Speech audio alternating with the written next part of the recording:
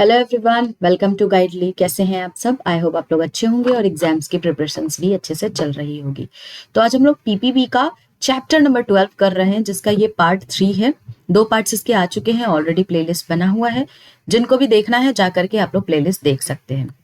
तो आज हम यहाँ पर इंपॉर्टेंट टर्म्स के बारे में पढ़ने वाले हैं, यानी कि क्रॉसिंग ऑफ चेक। तो क्रॉसिंग ऑफ चेक्स में आप देखेंगे वेरियस टाइप्स ऑफ चेक होते हैं, तो सारी चीजों के बारे में आज हम यहाँ पर डिस्कस करेंगे। तो सबसे पहले तो हम ये समझ लेते हैं कि क्रॉस क्यों करते हैं हम चेक पे।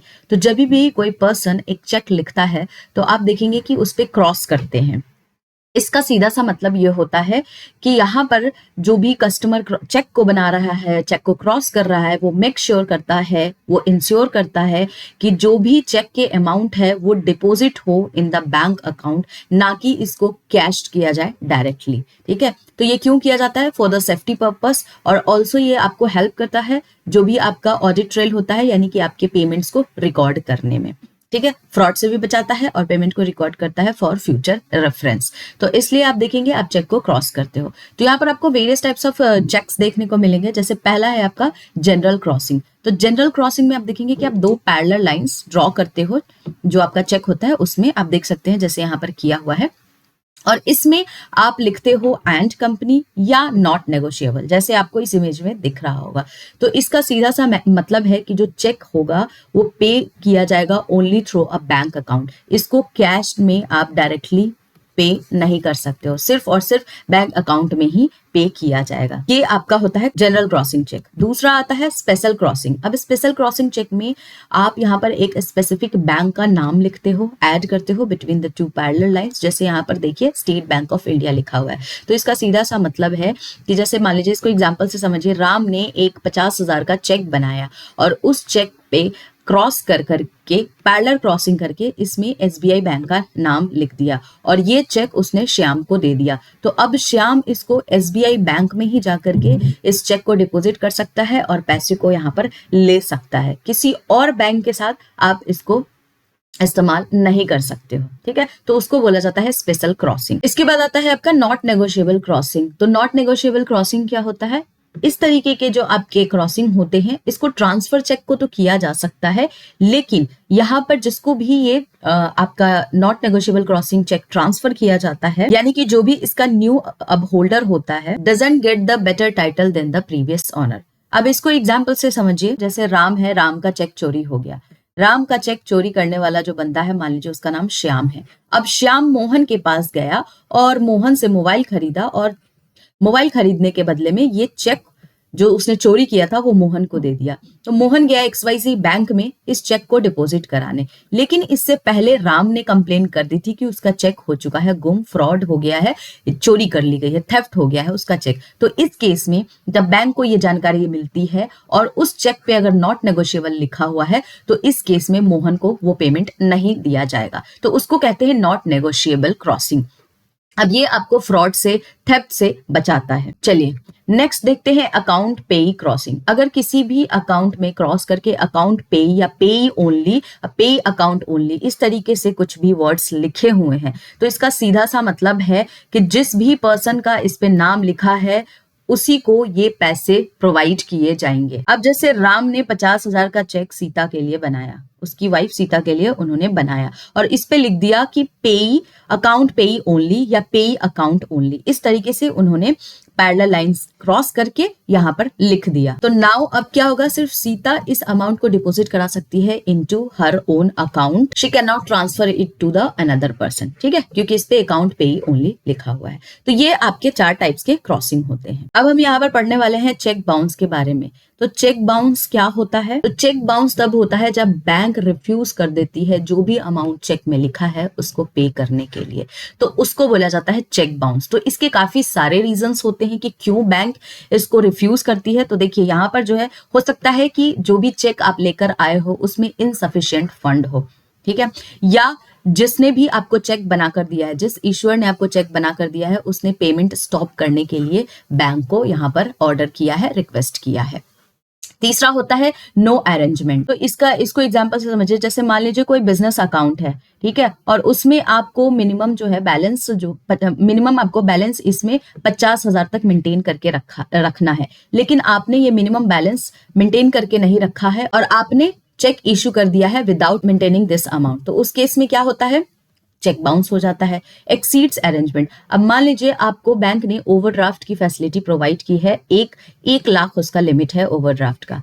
अब आपने क्या किया है, जैसे राम के बैंक अकाउंट है, करंट अकाउंट है, उसमें 1 लाख ओवरड्राफ्ट लिमिट है। अब राम ने एक चेक श्याम को बना के दिया 1.5 लाख का, तो उस केस में क्या होगा, आपने लिमिट को एक्सीड कर दिया है, तो फिर यहां पर आपका जो चेक होता है उसको बाउंस कर दिया जाता है, डिसऑनर हो जाता है। या रिफर टू द ड्रॉई, जैसे मान लीजिए श्याम यहाँ पर चेक लेकर गया और बैंक को यहाँ पर कुछ सस्पिशियस, कुछ फ्रॉड दिखा, या अकाउंट ये एक्टिव नहीं था बहुत टाइम से, इस केस में वो बिल्कुल भी आपको अमाउंट को पे नहीं करते हैं। इस चेक को डिसऑनर करके बैंक इस पे लिख देता है, रिमार्क कर देता है, रिफर टू ड्रॉई। या कोई ऐसा अकाउंट है जो पहले से क्लोज्ड है और उसके नाम पर आप चेक लेकर आए हो, तो भी उस चेक को डिसऑनर कर दिया जाता है, चेक बाउंस हो जाता है। इसके अलावा जब से आपका सीटीएस का इंट्रोडक्शन हुआ है, यानी कि चेक ट्रंकेशन सिस्टम आया है, तो और भी आपके रीजंस आ गए हैं चेक बाउंस के, जैसे कि प्रेजेंट इन प्रॉपर जोन।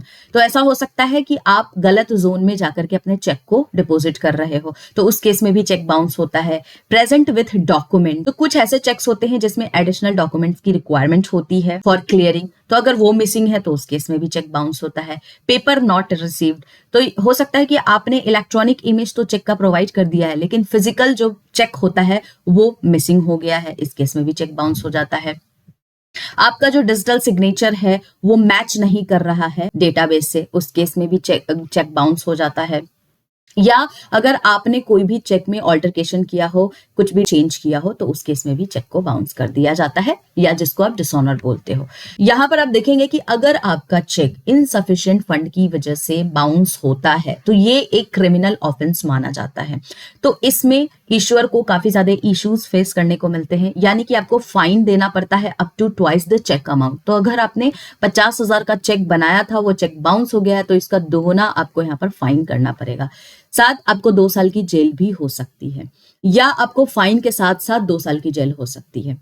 तो इस तरीके की इश्यूज फेस करने को मिलते हैं। चलिए तो कुछ कंडीशंस देख लेते हैं टू टेक लीगल एक्शंस। तो सबसे पहले तो चेक को आप प्रेजेंट करो within the 3 months from the issue date. तो जो डेट है उसके 3 मंथ्स के अंदर ही आप उस चेक को प्रेजेंट करो, अदरवाइज लीगल एक्शंस लिए जा सकते हैं। दूसरा यहाँ पर देखेंगे कि जो पेई है must send a demand notice with in the 30 days of dishonour. और तीसरा है इफ द इशूअर डजंट पे with in the 15 days legal actions can be taken. तो इसको एग्जांपल से समझ लीजिए कि जैसे मान लीजिए राम ने एक चेक बनाया 50,000 का श्याम के नाम पे, ठीक है, श्याम गया बैंक में इस चेक को डिपॉजिट कराने, लेकिन क्योंकि राम के अकाउंट में इनसफिशिएंट बैलेंस होने की वजह से ये चेक हो गया डिसऑनर, चेक हो गया बाउंस। तो यहां पर बैंक क्या करेगी, डिसऑनर मेमो प्रोवाइड करती है श्याम को, जिसमें क्लियर लिखा होता है इनसफिशिएंट फंड। अब यहां पर जैसे ही इनको डिसऑनर के बारे में पता चलता है श्याम को, विद इन द 30 डेज के अंदर अगर उन्होंने लीगल डिमांड नोटिस प्रोवाइड कर दिया राम को, तो राम को 50,000 रुपए पे करने पड़ेंगे श्याम को। लेकिन अगर नोटिस देने के बाद, डिमांड नोटिस देने के बाद भी राम पैसे को पे नहीं करते हैं, तो उस केस में यहां पर लीगल एक्शंस लिया जा सकता है राम के अगेंस्ट। तो ये होता है आपका conditions to take a legal actions. तो ये था आपका चेक बाउंस का रूल। आई होप आपको समझ में आ गया होगा। चलिए अब कुछ क्वेश्चंस कर लेते हैं। A cheque with not negotiable written between the parallel lines means it can not be transferred, it can not be deposited in the bank, the transferee cannot have a better title than the transferor and the check becomes invalid. तो क्या होगा इसका correct answer? The transferee cannot have a better title than the transferor. तो correct answer option number C. Which type of crossing is commonly used for extra protections and ensure credit to the correct account? Special crossing, not negotiable crossing, account पेई crossing, या bearer check crossing. तो correct answer क्या होगा? Account पेई crossing.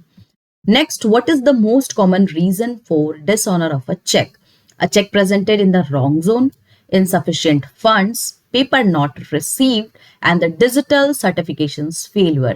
तो क्या होगा इसका करेक्ट आंसर? तो जनरली आप देखेंगे मोस्ट कॉमन जो रीजन होता है because of the insufficient funds. हालांकि सारे रीजंस करेक्ट हैं, बट अगर जनरल कॉमन देखेंगे रीजंस तो insufficient funds. If a cheque is dishonoured, what is the bank required to do?